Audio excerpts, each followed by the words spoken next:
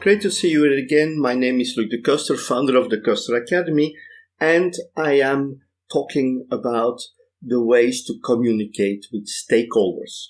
How do we deal with stakeholders? How do we communicate with them? But before we start, don't forget to click on the subscribe button, click on the bell button, and every time we have a new video, YouTube will inform you about it. So let's start.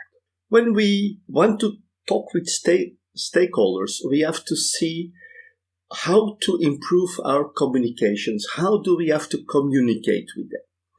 Now, when we look at communications itself, it's about soft skills. It's about dealing with the people, understanding the people. And it's very important to develop those soft skills. Now, people typically have more problems using soft skills than hard skills. Hard skills you can learn quite easily. Not everybody can learn all the hard skills, but communication is about finding the right soft skills to deal with the stakeholders. Now, just imagine as a project manager, basically you are a salesperson and you have to sell your project to the stakeholders. Then you have to be proficient in communication, but also in negotiation skills. So there are other things that are involved. I had some discussions with people about negotiation skills. Are they soft skills or are they hard skills? Communication is a part of negotiation, and negotiation has a number of hard skills that you can use in order to find the best way to find a solution. And of course, it's very important to adjust the way you communicate to keep the stakeholders interested. It's very important to understand that, because the people have to understand, or you have to be talking in a way that the stakeholders understand you. Now, I was talking with some people. I have some experiences from before. I was talking with the people from the Socialist Union in Belgium. Well, you adjust your way of talking to their way of thinking. You talk with them. You have to be interested in what they're doing. You have to feel their problems and what they want to achieve. Some people are very, let's say, conservative, or some people are very active in certain ways. You have to find a way how to share the information with them. I had a network shutdown some years ago when I was talking with working with AT&T, and the person who created this basically got an issue with the people, because those people were angry. They wanted to do something about it. So I brought a person with me to a meeting, and my customer was really angry at the person, was talking. If I would see the person, I would kick him through the window, things like that. He didn't know the person of interest was sitting next to him. So basically, after that, the colleague understood what is typically happening sometimes when we have to deal with customers. When we talk with the CFO or a CTO, you also have to be careful, because they have different languages they use.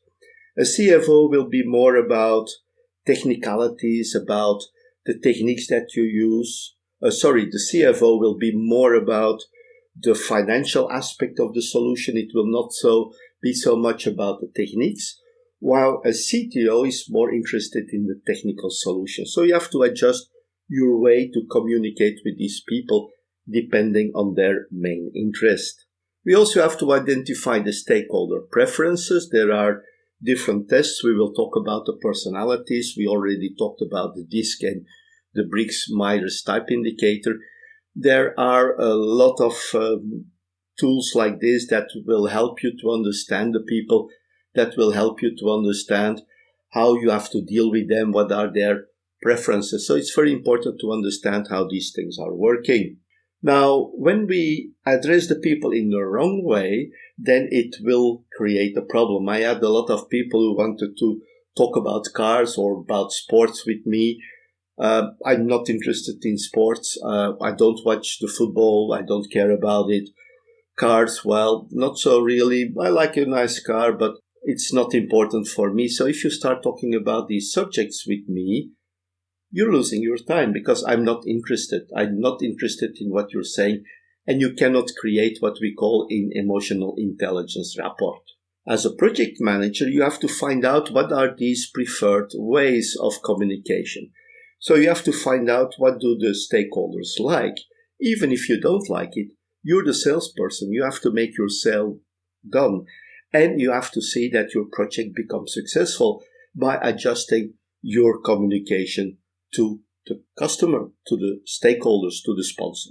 Once you do that, adjusting these elements to your customer, to your stakeholders, you will see that communication becomes very easy. You start to trust each other.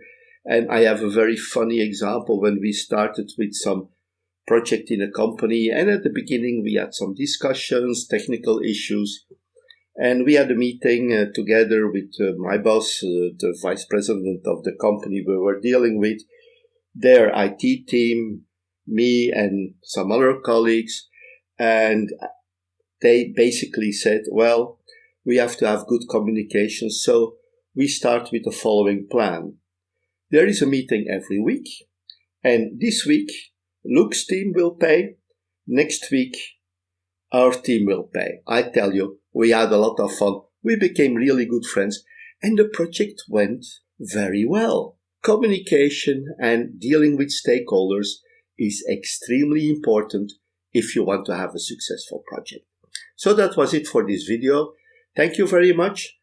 Don't forget to click on the subscribe button, click on the bell button, and every time we have a new video, YouTube will inform you about it. Thank you very much and bye-bye.